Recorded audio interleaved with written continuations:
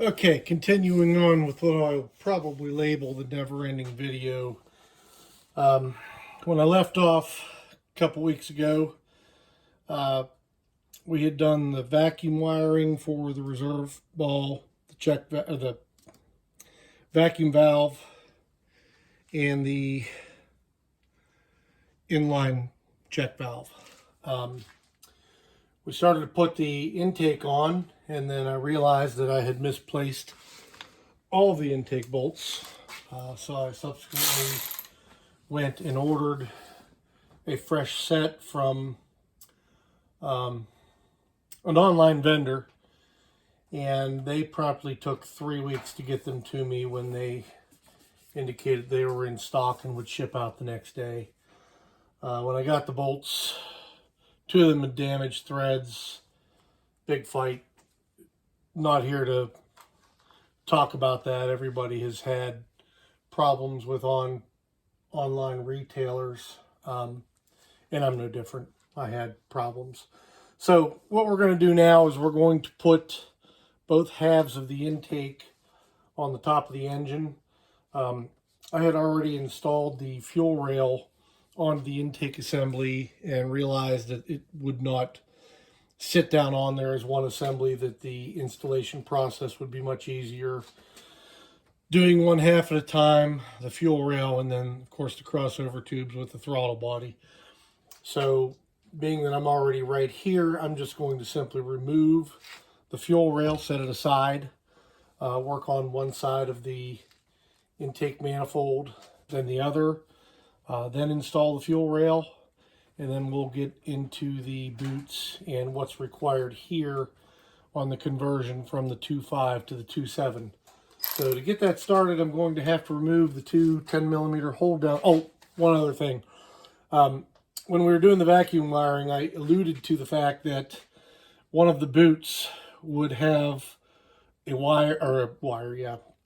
vacuum line that ran back to the fuel pressure regulator, which is right here, which would be on the driver's side of the vehicle in the front of the engine. So you would access this through the panel behind the seats typically. But that line will run from this boot straight over.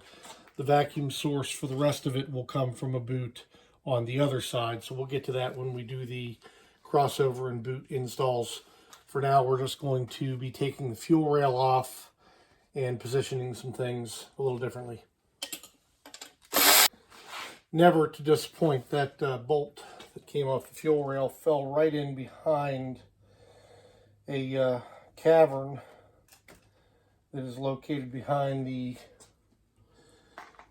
coolant tube that the temperature sensor is regulated on, is installed on, and made me go get a magnet.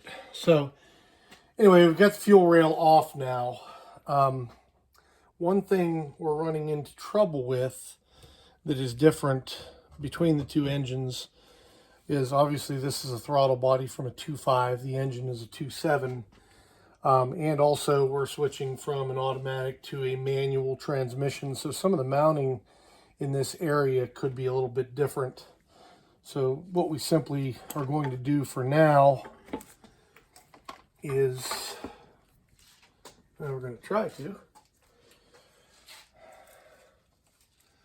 we're going to have to remove the tube. It's easier said than done. There we go. And slide the intake off of here.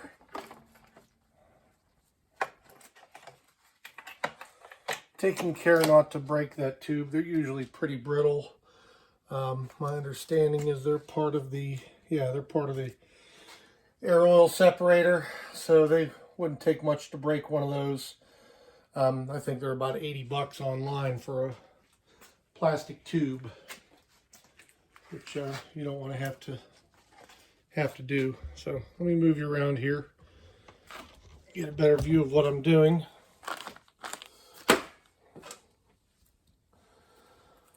Throw down a towel. So then, this mount right here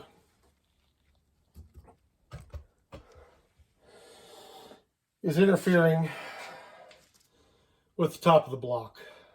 It is bent. I'm not sure exactly where it's supposed to go. So what we're going to do is remove it, straighten it, and then when we go back to the install of the throttle body, we'll see if there's a place for it in our build or whether it's something that has to be eliminated due to configuration changes. So it looks like we're dealing with a Torx bolt, of course.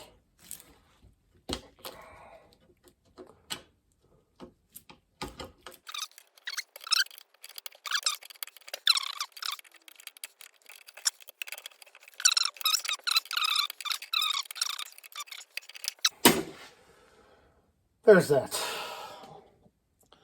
Now we've got our intake gaskets freshly installed. We've got our gasket surfaces here, nice and clean. All that's left to do now is set the manifold down on,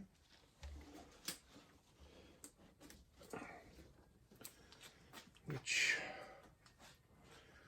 we're going to have to remove the throttle body from it.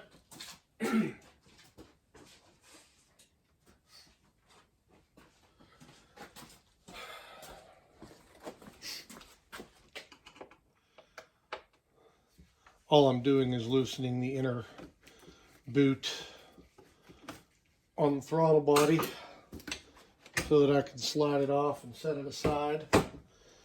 Then I'll pull that back boot off because it didn't have a clamp on it. And that leaves us with just the intake half. Same thing here. That runs between the two forwardmost cylinders. Take care that you're not pinching any wire harnesses in here. Take care that you're not messing up the intake in any way. Okay, just want to talk about one more thing. The old intake bolts are these 10 millimeter, looks like they're about 3/4 thread all the way down. They clearly have some sort of blue Loctite on them. I don't know if you can see that. Porsche since changed over to these bolts. They come without thread locker, so be sure to put some on there. And they are the European Torx heads, which if you don't have a set of those and you work on cars anymore, you're going to want to go get you a set, because sooner or later you're going to run into it where you're going to need them. So I'm just going to start one by hand, one on each end, because we do have a hold down about halfway across. And I want to lean over the camera, so I'll just come over here.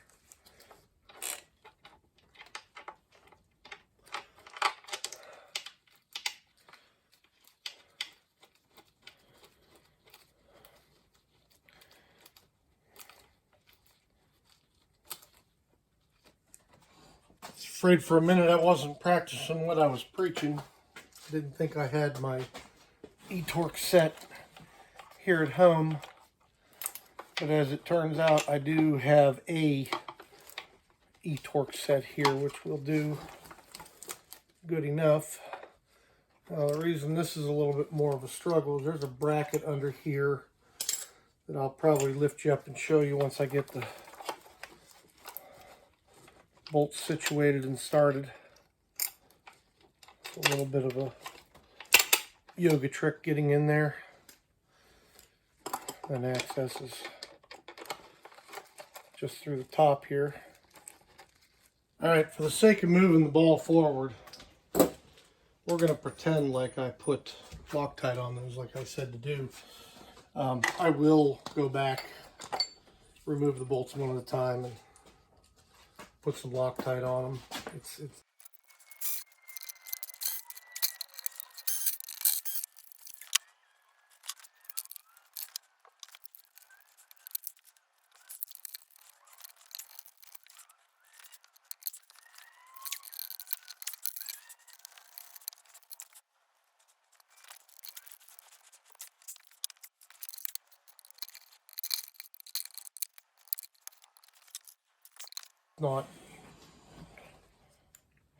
not something you want to skip of all the things.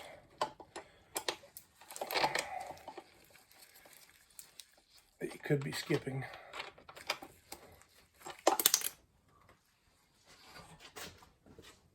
So anyway, each side has, I believe, 6 bolts. The bolts come 12 in a pack.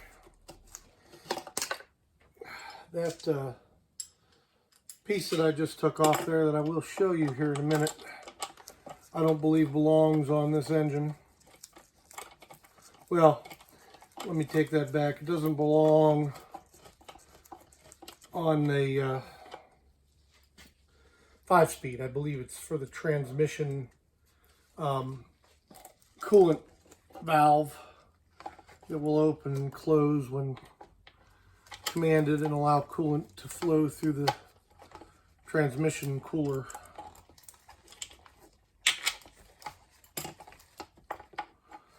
This one seems like it's going to want a swivel.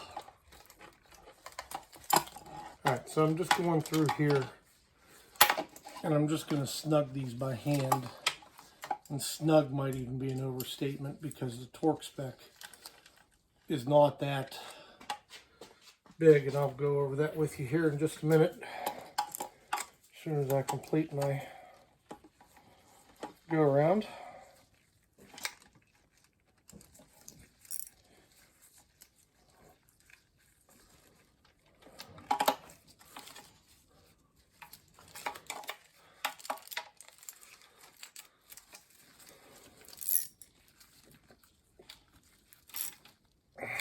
Okay, so that's pretty much what you have to contend with on that.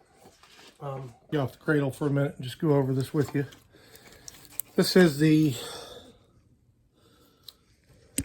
AOS tube.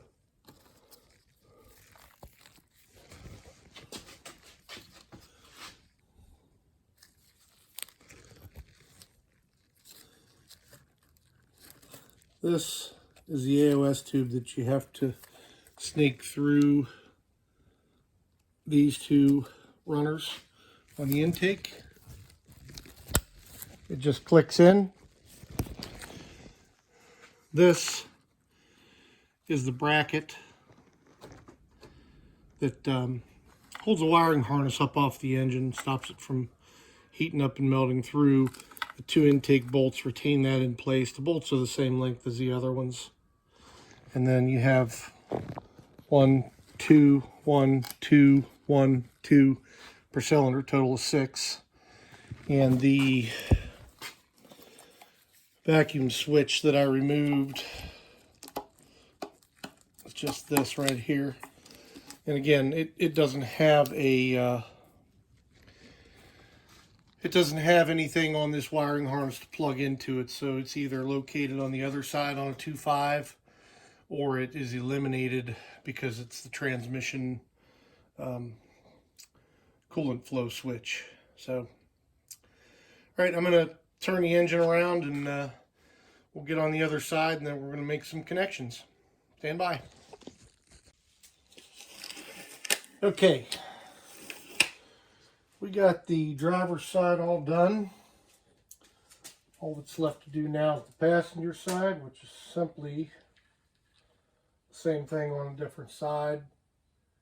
Maybe some unique things in routing some of the harnesses, which is one of the most important things I'm trying to accomplish right now, is just get all the wiring laid out to where it's supposed to be, because it's going in with the intake manifold already in it. and I'd rather not have to fish down in underneath the intake at any point after installing this engine and try to straighten out a wiring harness issue, missed wire or something along those lines. So while I'm talking here, making a mess, I'm also trying to get some of the Loctite on the bolts prior to installing on the side. But that might make for a little bit better video, and you don't have to watch the fast forward. Anyhow, the other intake side is actually a little easier to get in there. You have pretty much wide open here. The only thing you're going to have to contend with is this rubber hose up top that you may or may not be able to see with your view. So we're going to get that down in there like so. I'm going to get one or two of the bolts started, and then I'm going to reposition you so you have a little bit better idea of what's going on here. We'll just start this one, get it to hold the intake down. I think if we slide you back a little bit,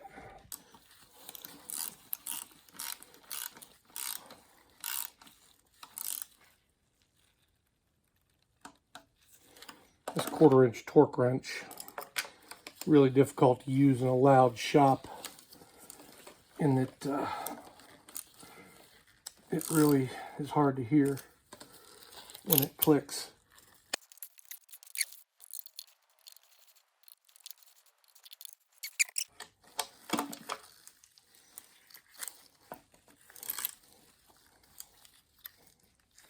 We're going to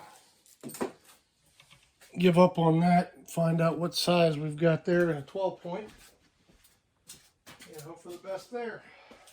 Sometimes these inverted torques will fit a 12-point.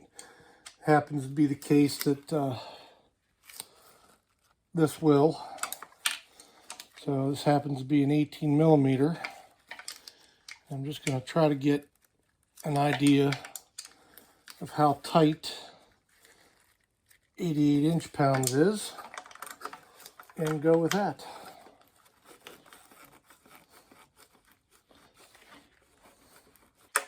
Okay, there you have it. The